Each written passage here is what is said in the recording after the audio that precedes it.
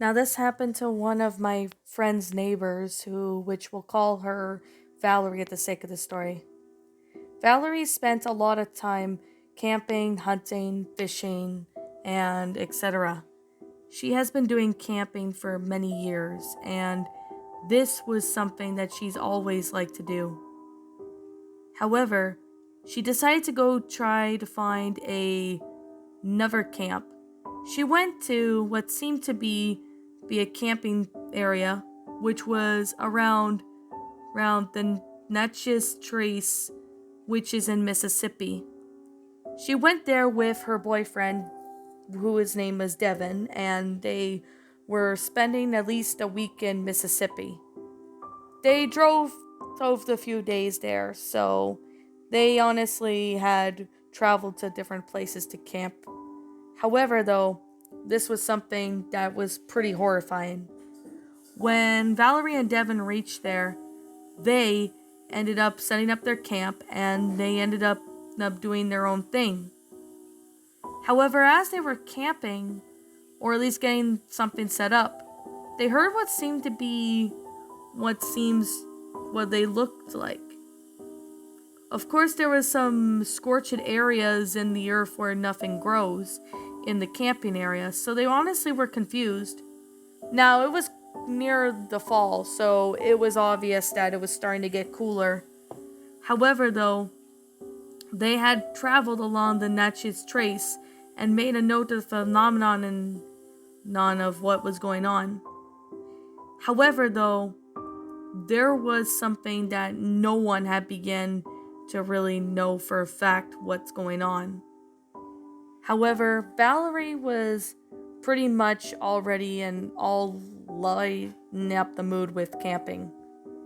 However, though, the first night, though, was something weird.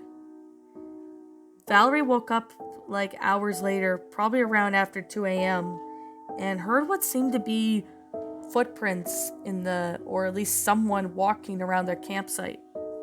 They assumed that maybe it might have been a bear or a mountain lion, so they try not to think about it much. However, though, they ended up falling asleep as she assumed that it might have been some coyote or mountain lion or whatever fur was there.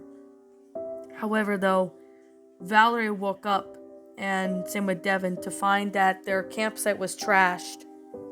Their belongings were scattered all over the place, some of their clothes were everywhere, but they had no idea who or what could have done that. They packed up and cleaned up their belongings and ended up going back to their truck. When they went back to their truck, they ended up driving away from the campsite and they even reported to the authorities, but there was nothing they could do when they searched the area. They didn't find anything. Devin then tells Valerie that they were camping near the area, which apparently to be a bare scorched areas in the earth where nothing grows. Apparently, that legend has it that the area was settled by an ancient Hopatile Indians who had escaped from Mexico, carrying the bones of their ancestors. The witches began to gather for ceremonies on the certain spot, but nothing grows from the spot.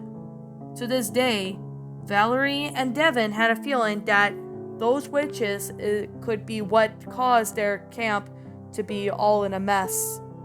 They don't plan to return to that camping place in Mississippi, and they certainly do not want to stay or go back there to find out for sure if this legend was true or not. This happened about maybe sometime in 2008 or 2009, possibly 2010. Now, my friend, which we'll call him Alex, was pretty much 13 or 14 at the time of the story.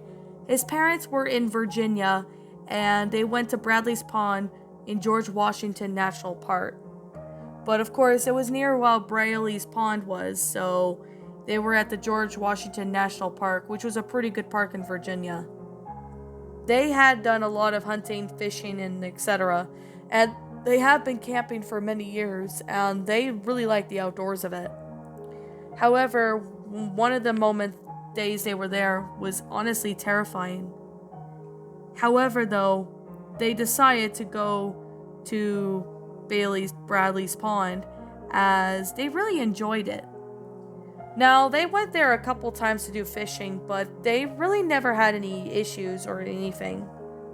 However, Alex's mom was staying back and was cooking up dinner, while Alex, along with his dad, were walking up to go to Bradley's Pond to go fishing. As they were fishing around the lake, Alex looked around and felt that they were being watched. They felt the feeling of dread and darkness. However, though, they really had no idea, what it was, so they assumed that something must have happened, but they tried to brush it off as it could be just some sort of, person or something playing tricks. As they were fishing at the pond, Alex then heard what seemed to be children's voices and horses neighing. He couldn't really see where it was coming from and didn't see anyone in the pond besides his dad and him. As they caught a decent catch, he ended up looking to see that there was no one there. But this was getting really scary, as Alex had no idea who they were if he were to see anyone, but had no idea what was making that noise. Of course, the area had been a site of several grisly murders, one of the recent ones which occurred sometime in 2003.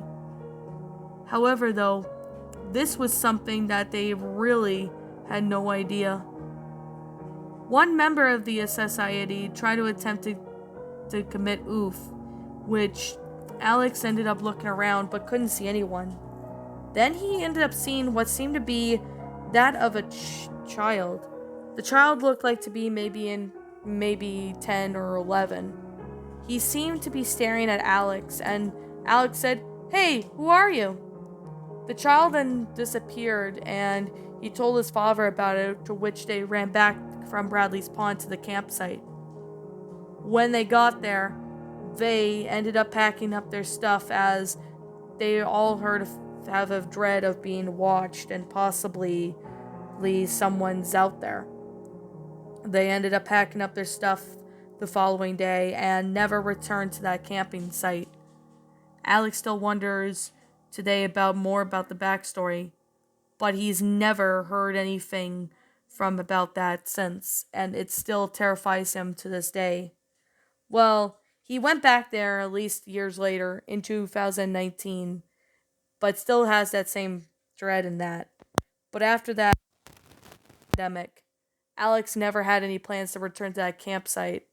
He wonders what were that child was doing when he was watching his father and him fish. But he clearly has no idea what was in store for that day.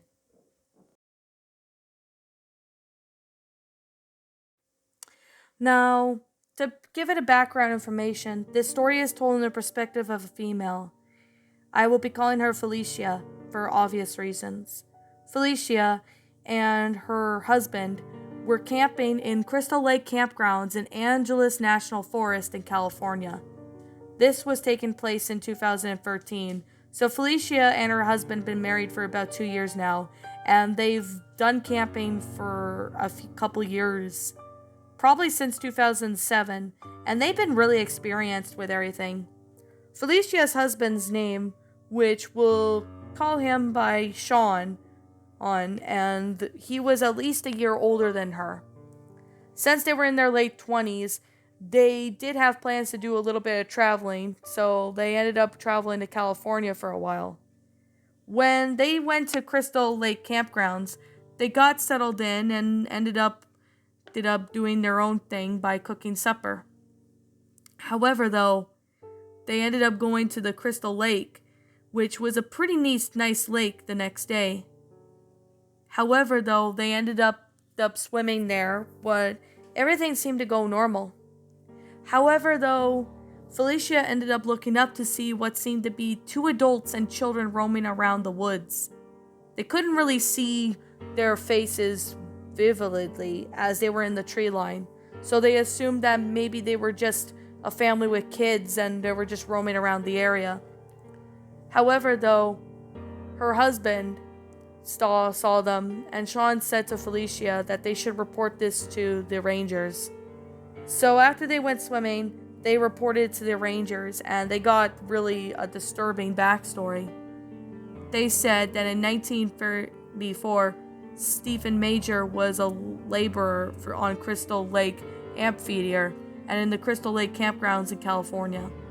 He worked and lived along with his wife and 2 children, Marcus and Susan. One evening, Stephen and his wife left for a private stroll, only returned to find a giant grizzly bear atop of the tent, clawing at their unenvironable babies inside. Stephen then tried to save his family, but the bear went after him, disemboweled him, and tore him to shreds. Then he went after his wife and killed her, and finally mutilated the children. Rescuers found, and what was left was flesh and a horrible pile of gore. However, though, the grizzly bear in California was reportedly killed in 1922, 12 years before the attack of the Majors family. A large search party went on about that, but looking for the dangerous animal. No bear was ever found, but of course, that was not the disturbing part, which of course Felicia and her husband Sean were pretty surprised. They also heard that other visitors had been reported to say that they could see 2 adults and children roaming around the woods, but even apparitions don't explain the key point of the last grizzly bear. But the last grizzly bear was killed in 1922, at least 12 years before the attack, so they have no idea about these people or how they were able to see those ghosts, but what they experienced that day was completely paranormal.